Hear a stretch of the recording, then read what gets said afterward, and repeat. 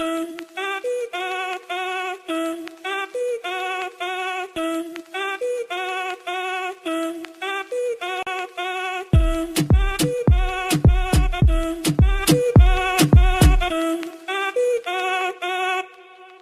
morning and welcome to Wake Up Call. I'm Keely McCormick. And I'm Malik Jackson. We have a packed show for you today, but let's get started with the hurricane. Hurricane Florence could be worse than any other because of a few main reasons. Florence changed from a Category 2 hurricane to a 4 in just a few hours, and it could get even worse as it gets closer to the Carolinas. Aside from the extreme winds, the walls of water may be the biggest danger. The walls may reach 20 feet. The hurricane is supposed to slow down once it reaches the land, which will cause major flooding. If Florence stays on path, it will reach farther north on the east coast than any other Category 4 hurricane has before. 1 million people were told to flee the east coast. It is on track to hit land later this week, and our thoughts go out to those who are fleeing and preparing for this big storm. And because this is such a big story, we brought in our weather specialist, our meteorology right here at Wake Up Call, Sally Chubbuck. Sally, what can you tell us about this hurricane that's coming for South Carolina? Good morning, everyone. I'm Sally Chubbuck, and about today's hurricane is Hurricane Florence is going into a path at a level 4 hurricane, moving towards the landfall. It should weaken, but it's right now it's continuing at 120 to 150 miles per hour winds. And so as the winds just sit into the ocean and it just settles, the temperature just feeds the storm, making it so big to become a Category 4 storm. And as the pressure increases, the eye becomes to expand moving into, and the governor has advised everyone in South Carolina, especially on Virginia and North Carolina coastlines, to evacuate for over 100,000 people, because the pressure in the winds can be so damaging when it hits the coastline, with the storm surges not being able to suppress all the incoming water. Thank you. Thank you, Sally Chubbuck, for that. We appreciate that.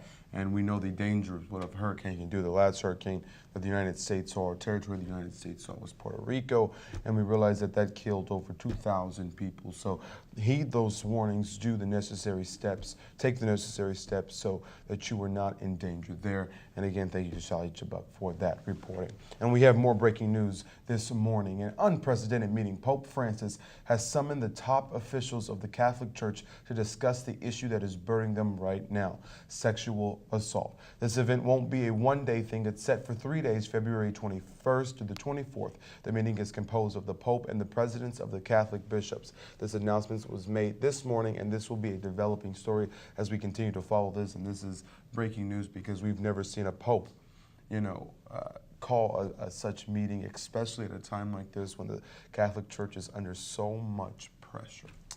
That's right. And 11 people were killed Saturday morning in a bus crash that occurred in southern Ecuador. 37 others were also injured in this crash, and the National Transportation Agency says that the driver is to blame for going over the speed limit. This same bus company was involved in an accident back in 2017, and on August 10th, 10 people were killed from a bus carrying fans of the Barcelona Sporting Club soccer team. 2 days later, a bus hit a van on the outskirts of Ecuador's capital, Quito, killing 24, and this most recent crash brought the death toll from bus accidents to at least 45 in the past 3 weeks. All righty. An active shooter was on the loose yesterday in an LA hospital. An evacuation of the hospital was put in place, and police searched room by room. No injuries were reported, and the 34-year-old male suspect was found, and he quickly surrendered to the police. And yesterday marked the 17th anniversary of the 9/11 terrorist attacks. People all over the world gathered in remembrance of those who lost their lives during this tragic event. The President and First Lady joined in observance at the September 11th memorial near Shanksville, Pennsylvania, and Trump said the fallen took control of their destiny and changed the course of history. Other memorials are growing in Shanksville, where the Tower of Voices will include a wind chime for the 40 people who were killed there. It is important for us to remember and reflect on this day, those who were lost and the families of the victims. Absolutely, and it was such an important moment, and I think it would be not objective of me to say that Donald Trump hasn't had his ups and downs as president. He certainly has.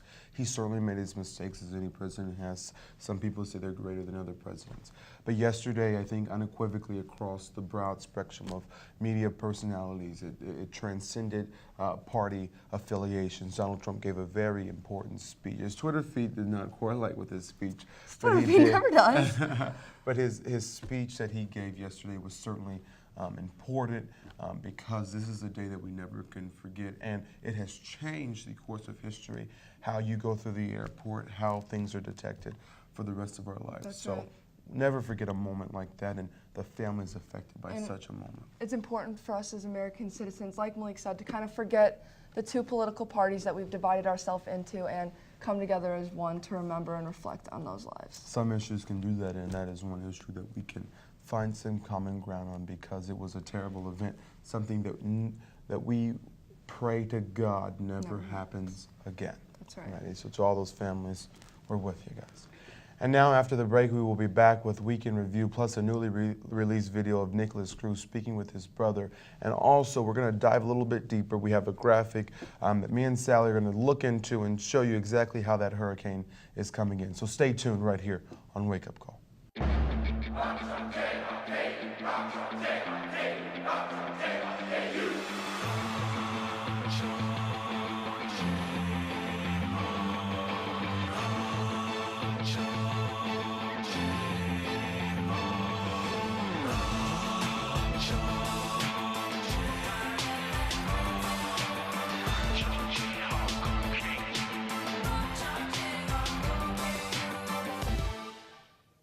Wake Up Call. I'm still joined here by Sally Chubbuck, and we're still talking about this hurricane that's coming for the Carolinas coast. As you can see that trajectory, Sal, if you can kind of explain what's going on there. So right behind me, the storm picks up, sitting at the Category 4 as it continues. Like I said earlier, it's feeding on warm temperatures above 72 degrees.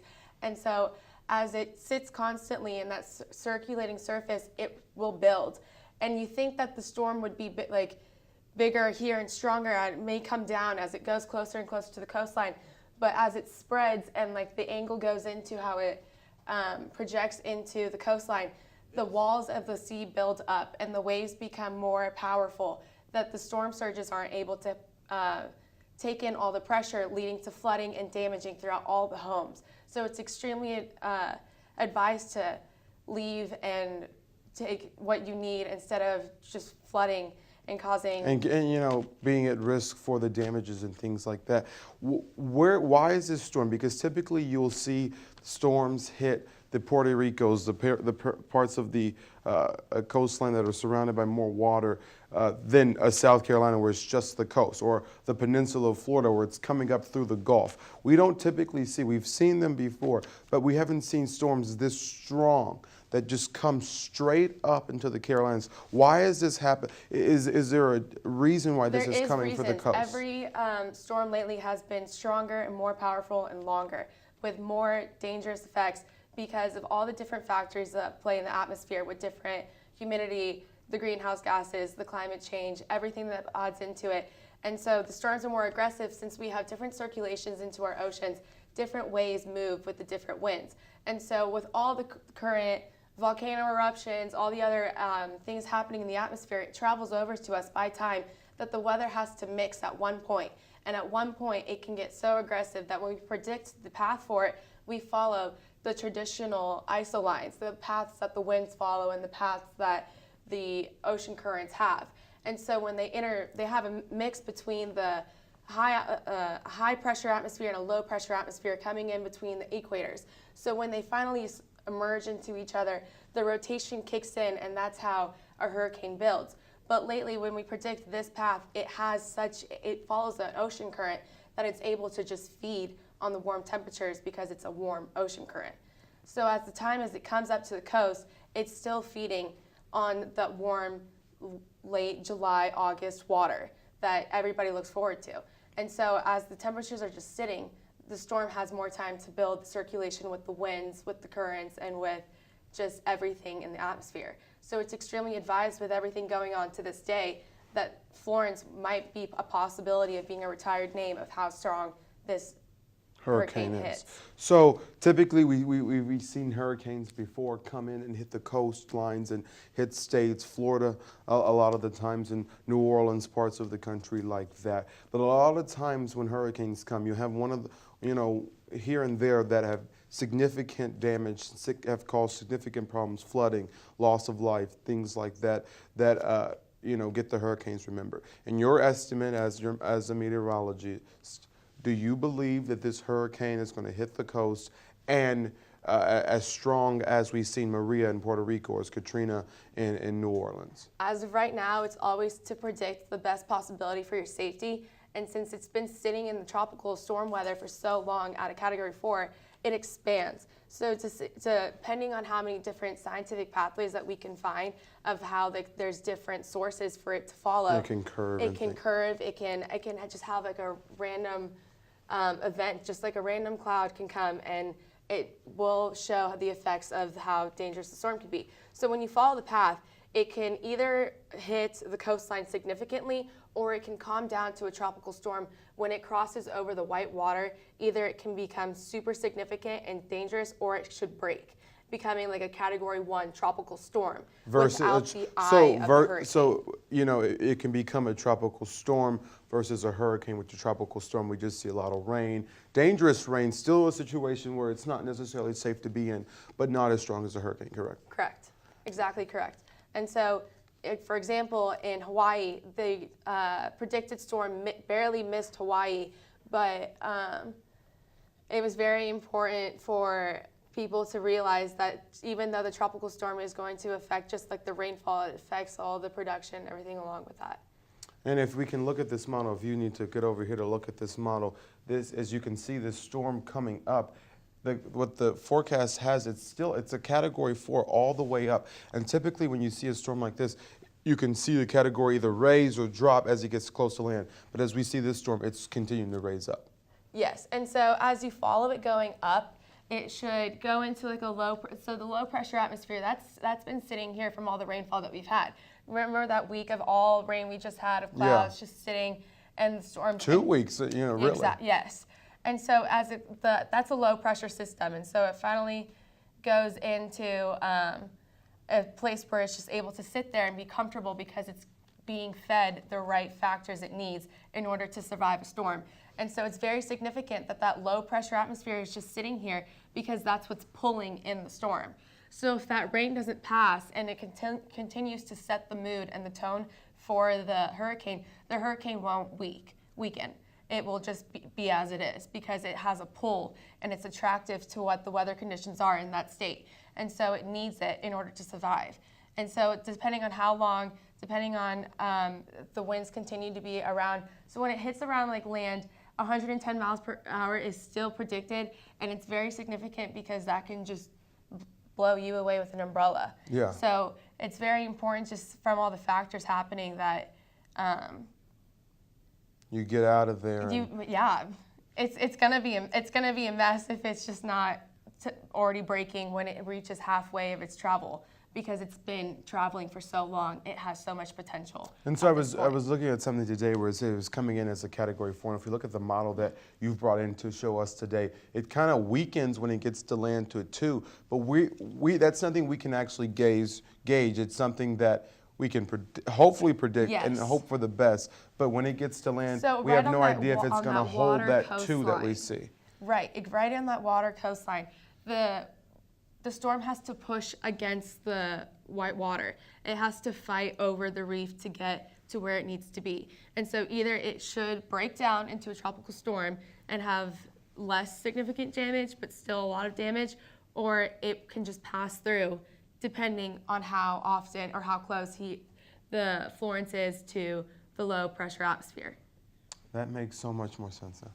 Alrighty, and I talked to my mom this morning, who's handling the situation, going to pick up my cousin from South Carolina because the water and the predicted storm path is so dangerous up there, and that rain maybe even will affect Georgia if we see that bloom. So can you answer this question? You see the circle at the end right here? Yes. What can they expect? Just really heavy rain So and the a low lot of pressure winds? system is just going to be raining a lot. It's going to be a lot. It's just going to be cloudy with the weather that we just had. So we just had the lower pressure system in the Midwest, and so as it carries down, that's what they're going to expect. Just high humidity, just a lot of rainfall every now and then. It's going to be cloudy with warm temperatures above 75 degrees, and so it's going to be like like a spring feel storm in that area because it has like cool winds and warm temperatures. And these people that are in this bubble right here that we see, they are in danger for a lot of rain, flooding, and things like that. Yes, Correct? and especially with the coastline because the storm surges are built for approximately around, I think, 9 feet, if I'm correct. And so it's important when on the coastlines that haven't had storms this significant, they're not adaptable to the damage or they're from the incoming water. And so as everything is going to be spilling in, they have to keep up with the pumping and with the plumbing and everything to keep the water system running in order so the flooding doesn't damage the city as badly, because in the past hurricanes, that's always been an issue. Water damage and flooding is usually the #1 cause of deaths and U.S. Damage of storms. And it's important that these governors and mayors and these people that are running these towns have great preparation, because a lot of the deaths that we see from these hurricanes don't necessarily happen during the hurricane, but the preparation, aftermath, when shelters and things like that, what we saw a lot in Katrina. Sally Chubbuck, I appreciate you coming on today. Thank you so much. And as this story develops and as the aftermath of it comes in the following days, we of course have the rest of the coverage next Wednesday right here on Wake Up Call. We're going to take a quick commercial break and we'll be back with Weekend Review and so much more. Stay tuned. For students searching for a way to stay active in an outdoorsy way, the City of Lawrence has bike trails running in every direction, and with the new bike share program, we can stay in shape as we tour the sights of our beautiful city. Clinton Lake is only a short 30-minute bike ride away from Daisy Hill and has the most incredible sunset location in all of Lawrence. Walking campus may give you the KU calves, but biking can give you the KU thighs. Bike Lawrence today. All right, welcome back, and thank you to Malik and Sally for kind of clarifying what is going to happen with that Florence hurricane. And now it is time for Malik's favorite segment, Week in Review. Exactly, because it's the stories that don't matter, or quote unquote don't matter, but they're so important. So let's go. CBS CEO and the man many call responsible for making it the #1 watched television network in America and the world. Les Moonves has stepped down after 6 women came out accusing the executive of sexual assault. Although he denied the claim, 6 more women came out detailing times where Moonves went beyond what he should have.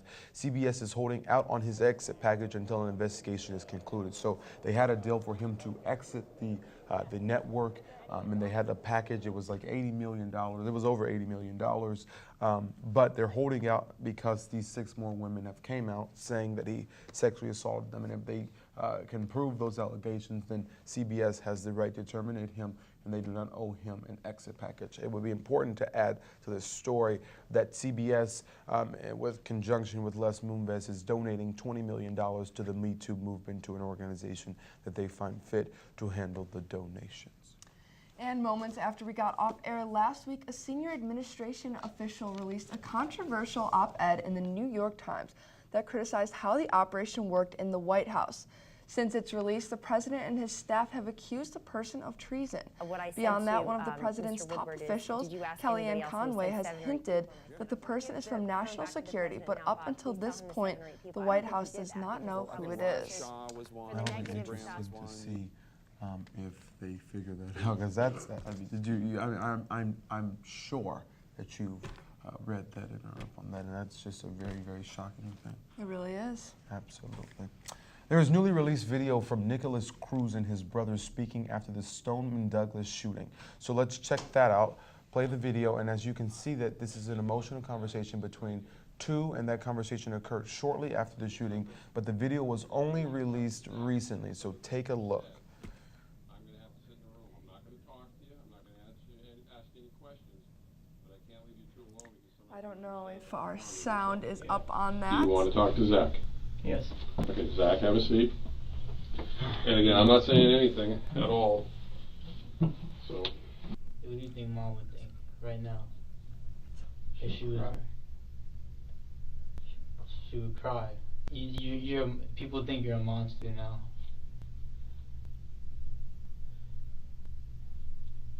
A monster? You don't have. You're not acting like yourself. Like, why? Like, we've. All right, as you can see, that is an emotional video, emotional conversation between the two. And fans are mourning the death of famous artist Mac Miller. He was found dead on September 7th in his home in California from an apparent drug overdose. Yesterday, hundreds came to his favorite childhood hangout in Pittsburgh, Pennsylvania to honor him. People decorated the park with flowers, candles, and the Steelers' colors. Non-for-profit organizers came to this vigil to speak and shine a light on mental health and addiction.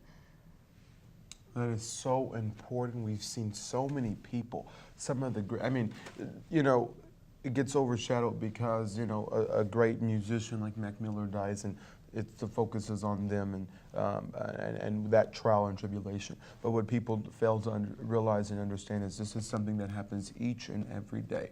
And it's something that can be prevented. It's something that if we took the right steps as a society, that these type of things can be prevented. And it's so sad to see someone with so much talent And potential. to go to pass away in this sort of way. And we've continued to see it, I know, recently with Demi Lovato and her drug overdose. She was rushed to the hospital. And it's something in the media, people in the media, we continue to see. So Malik's right, if we do take the proper precautions, this is something that we can start to prevent. And this is not only something that someone that's in this situation that's, you know, having a problem with drugs, this is not only something that someone that is facing depression and wants to commit suicide. It's not only their job to take the necessary steps to fix the problem. I mean, if you ask me, it's also more on the people around them to see the signs, know the warning signs of this kind of problem, this systematic problem, so that you can be the help. Because if someone's in that situation, most of the times they won't reach out, they won't take the necessary steps to improve their condition. So it's upon the people around us, you know your friends, know what they need, and if they need someone to talk to, be there for them in that time, because we just shouldn't be losing people like this. That's right. Absolutely. All right, we will be right back with some pop culture. Cardi B and Nicki Minaj throwing shoes. We'll be back to talk about that, so stay tuned. Where you go to college makes a statement about you. This place will become a part of you, your identity for life.